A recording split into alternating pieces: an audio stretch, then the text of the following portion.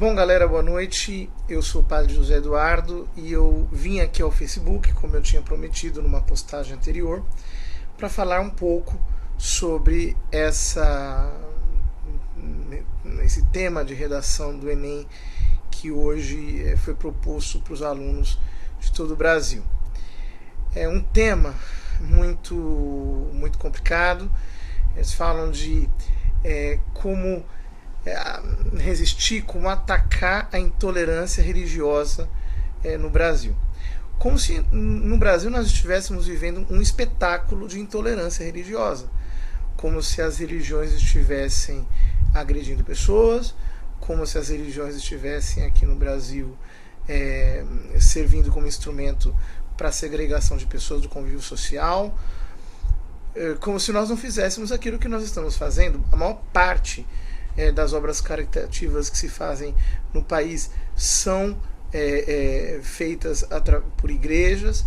São as igrejas desse país, as igrejas cristãs, sobretudo, que prestam serviços de assistência social para a maior parte das famílias carentes. São as igrejas que oferecem serviços educacionais por todo o Brasil. Aliás, quem começou com educação nesse país foi a igreja. A igreja começou educando pessoas aqui nessa terra. Como se as igrejas não prestassem para a sociedade um serviço que não é apenas benemérito, mas que, de fato, num país que é dominado pela exploração, pela corrupção, pela ignorância, as igrejas não fossem efetivamente agentes de transformação na sociedade. De outro lado, causa realmente espanto que se fale de intolerância religiosa, repito, como se nós estivéssemos aí agredindo pessoas ou maltratando pessoas, justo num período em que nós que estamos sendo agredidos. Notem, nós estamos vivendo uma verdadeira matança de cristãos mundo afora. As pessoas ignoram esses fatos, você não percebe nos noticiários nenhum tipo de comentário a respeito. Nós somos obrigados a conviver com o martírio de cristãos como se isso fosse a mesma coisa que morte de baratas. Quer dizer, as pessoas não estão nem aí para o extermínio de cristãos que está se dando em muitos países. Se não fosse o Facebook, se não fossem as mídias sociais, não se saberia praticamente daquilo que está acontecendo de perseguição religiosa no mundo. Ou seja, as pessoas estão convivendo com a perseguição religiosa, elas estão convivendo com a perseguição ao cristianismo de um modo especial, estão convivendo com o desmonte da civilização cristã, como se isso fosse uma coisa maravilhosa. E não apenas isso. Se fora do país nós estamos tendo todo tipo de ataque, todo tipo de violência, de agressividade, uma agressividade silenciada, uma violência emudecida, se nós somos obrigados a conviver com isso, tendo esse tema tratado com absoluta indiferença pelas mídias e pela sociedade de uma maneira geral, no Brasil nós não paramos de ser atacados. Vocês notem, fazem piadas conosco. Os vídeos blasfemos são de uma divulgação assim espantosa. Quer dizer, fazem todo tipo de comentário agressivo contra a nossa fé em vídeos de YouTube, canais de humor, passam o tempo todo nos vilipendiando, nos atacando, rindo dos nossos símbolos religiosos, de Nossa Senhora, de Nosso Senhor Jesus Cristo, do Papa. Todos vocês sabem disso. Ao mesmo tempo, movimentos das chamadas minorias não param de nos agredir. São protestos em rua com pessoas colocando crucifixos pelo orifício anal, terços pelo orifício anal, rasgando bíblias, fazendo marchas para o diabo em plena praça pública com o objetivo de nos agredir, nos ofender. São marchas que usam o crucifixo como objeto de protesto, de agressividade ao nosso sentimento religioso, e todo mundo convive com isso com certo respeito. O máximo que nós temos feito é reclamar, o máximo que nós temos feito é nos lamentar, é fazer atos de desagravo, diante de escárnios absurdos de desrespeito às pessoas religiosas. Todo mundo viu que há bem pouco tempo atrás um desses líderes de um desses canais de humor entrou num confronto direto aí com um membro da hierarquia, com um dos nossos bispos. Quer dizer, nós temos sido atacados nos meios de comunicação, fazem todo tipo de escárnio contra nós. Aliás, escárnio que nós não podemos fazer em relação a esses outros. E de fato nós não fazemos. Que vai um católico ou um evangélico fazer piada com alguma dessas minorias para ver o que acontece. Se no dia seguinte já não tem um grupo tacando pedra no nosso templo, ou abrindo processo contra nós, ou gritando o nosso nome. Ou seja, nós estamos convivendo com o desrespeito, nós estamos convivendo com a intolerância, e mais ainda, isso não se limita apenas ao ambiente das mídias, ao ambiente do Facebook, a esse tipo de ambiente. O que os universitários cristãos têm que passar nas faculdades? Fala sério.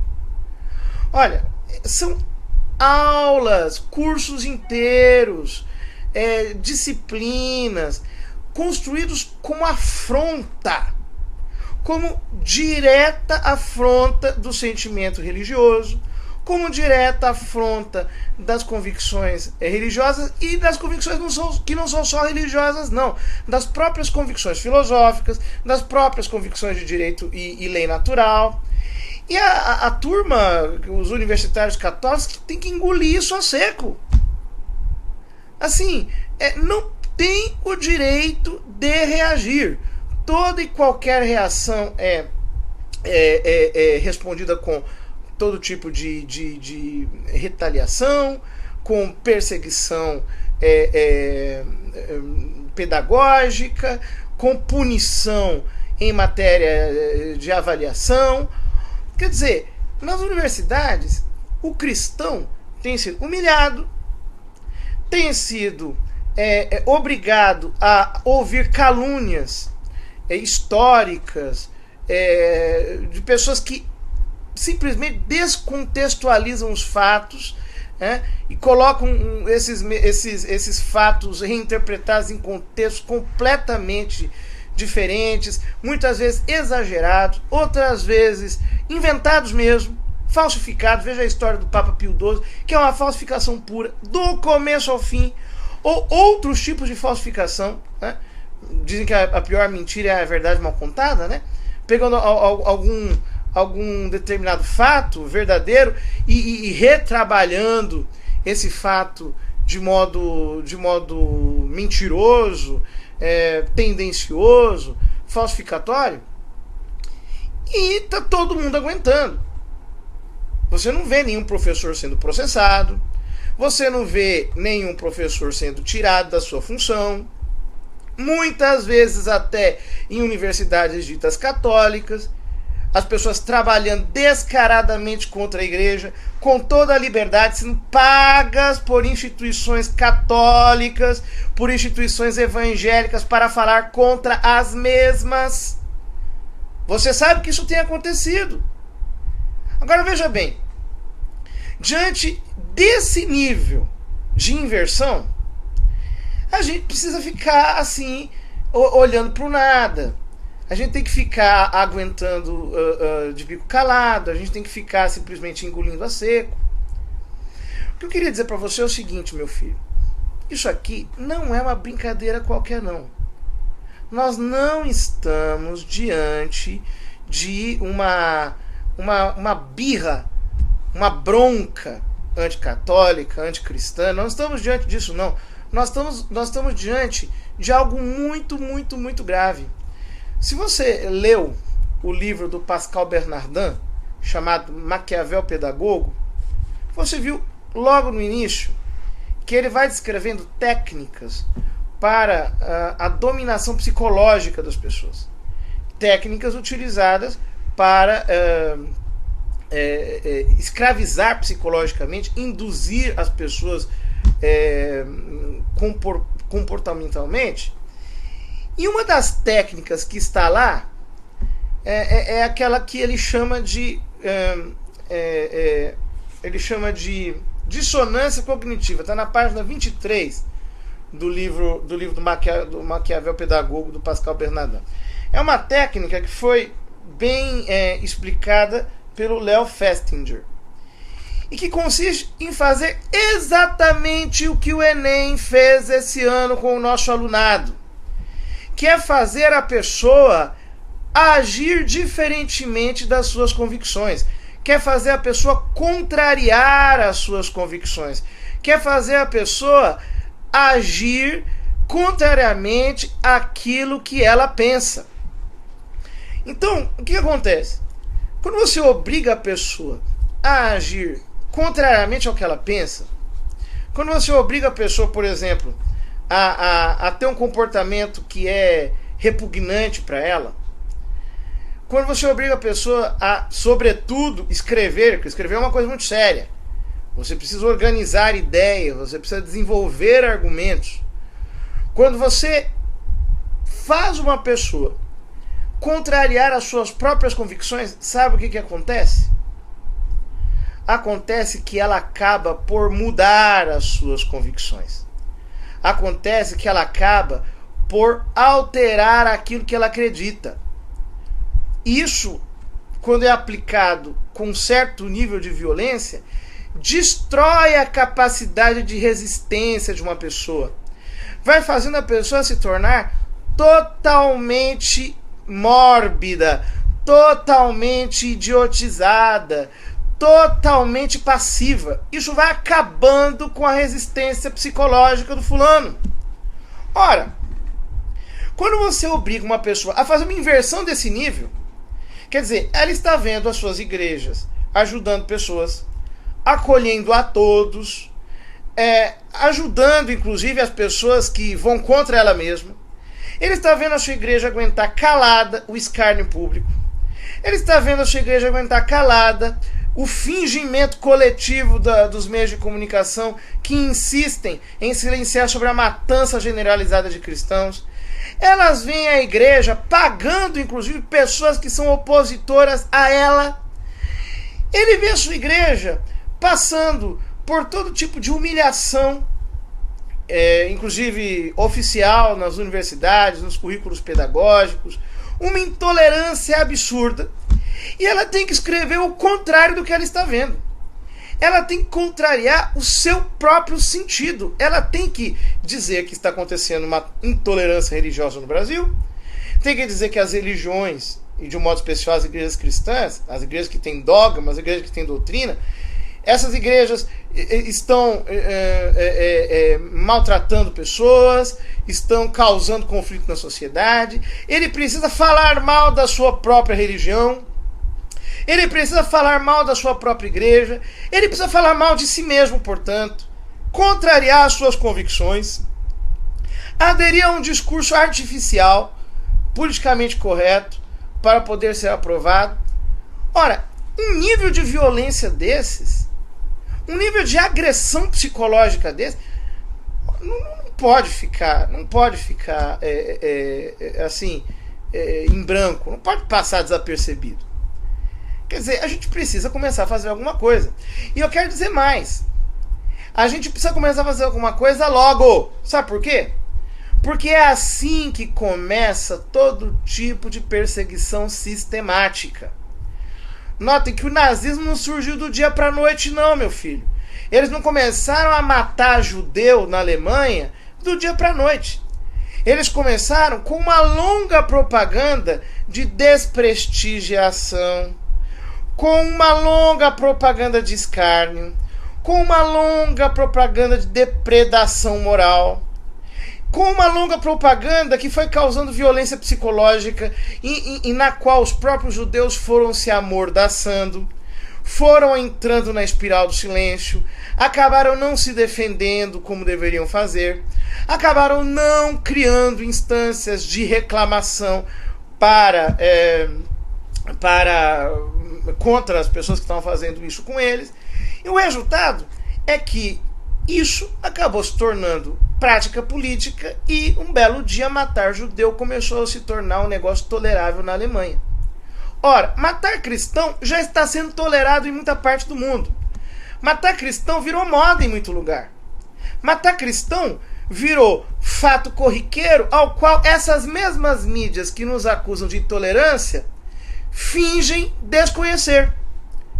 Matar cristão já virou prática em muitos lugares, exatamente com os mesmos motivos ou com as mesmas razões que aquelas pessoas que defendem a tolerância acabam tolerando, inclusive os terroristas, inclusive aqueles que estão nos matando nesse momento agora.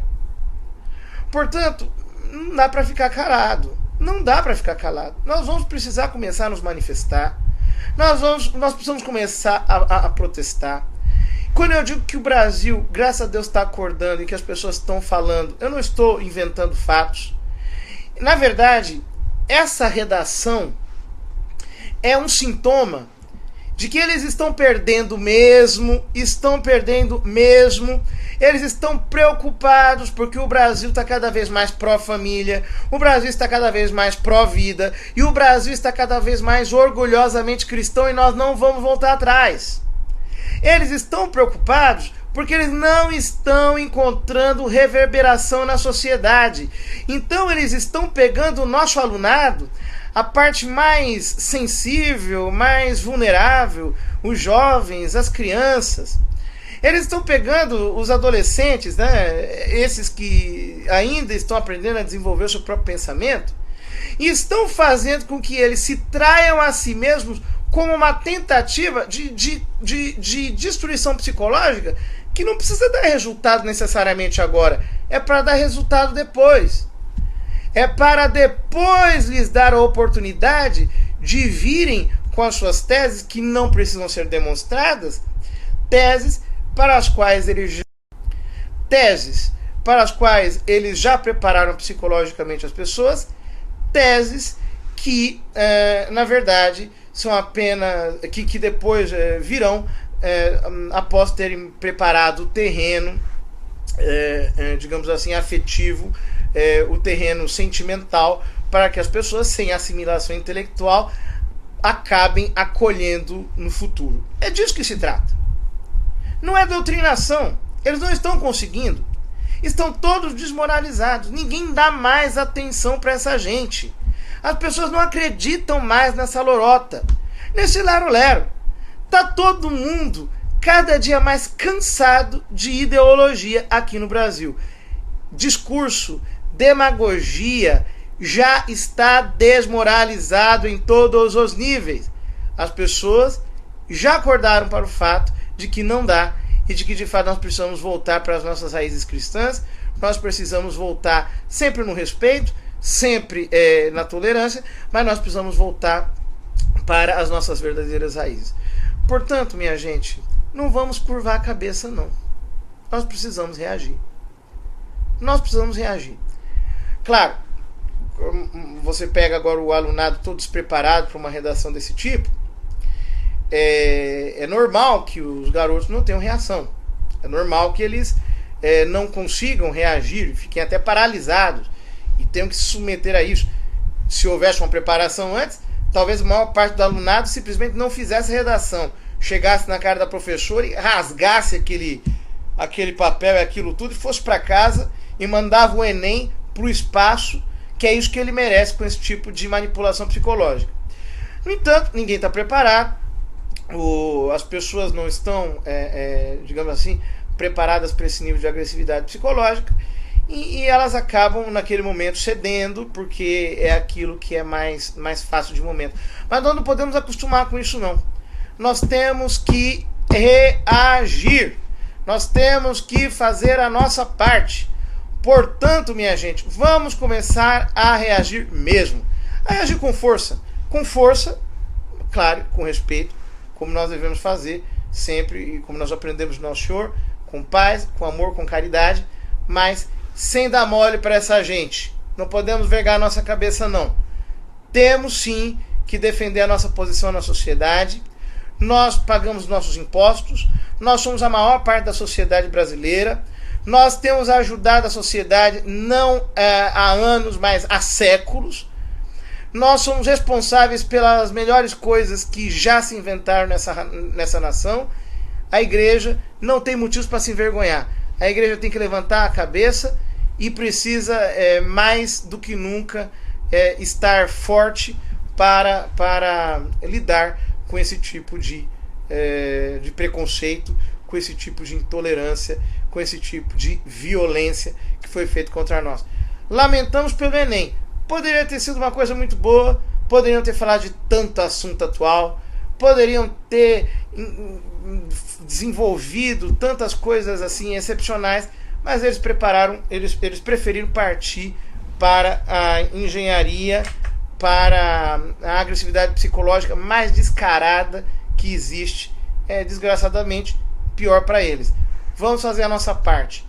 Fale com seus amigos, converse com as pessoas que você conhece que fizeram o Enem e simplesmente, se você for obrigado a fazer uma redação contra a igreja, faça agora uma redação contra esse tipo de violência que foi feita a você.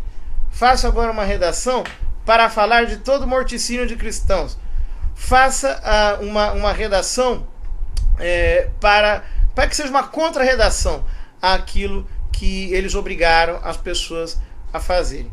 Eu não vou me alongar mais, eu só gravei, estou fazendo aqui esse vídeo, só estou fazendo essa transmissão, porque eu não podia ficar calado, depois de um domingo cheio, de um domingo cansativo, não podia ficar quieto com essa notícia tão absurda, e sobretudo porque eu sei que a maior parte das pessoas não tem preparo para entender o que está acontecendo.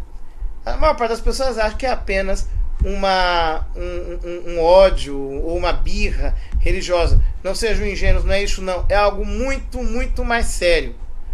É um instrumento para a destruição psicológica mesmo, é um instrumento para a dominação pedagógica mesmo, e nós não podemos ficar calados.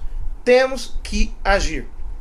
Que você possa agir, você como igreja cristã, possa de fato reagir e simplesmente entendermos o seguinte: graças a Deus, o Brasil é um dos países mais tolerantes do mundo, um dos países em que as pessoas sabem conviver melhor com as diferenças do mundo, um país que trata muito bem todo mundo que chega, um país que é acolhedor, um país que desgraçadamente foi culturalmente depredado por toda essa gentalha, mas que aos poucos vai se recuperando.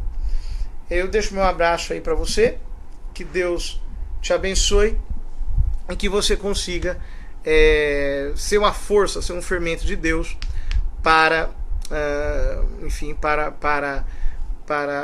essa propaganda de tanto ódio disfarçado, de tanta intolerância disfarçada. Não, nós não podemos ficar parados. Um abraço para você, Deus te abençoe. E só para terminar o seguinte, você que não é católico, você que é evangélico também, entre na nossa e comece a fazer a sua parte. Boa parte dessa propaganda visa atacar a bancada evangélica e a bancada católica na Câmara e no Senado federais. Portanto, não vamos ficar calados, não. Nós temos que fazer a nossa parte e temos sim que defender a nossa identidade e defender os nossos jovens e defender as nossas crianças da total destruição psicológica. Um grande abraço e Deus abençoe a todos.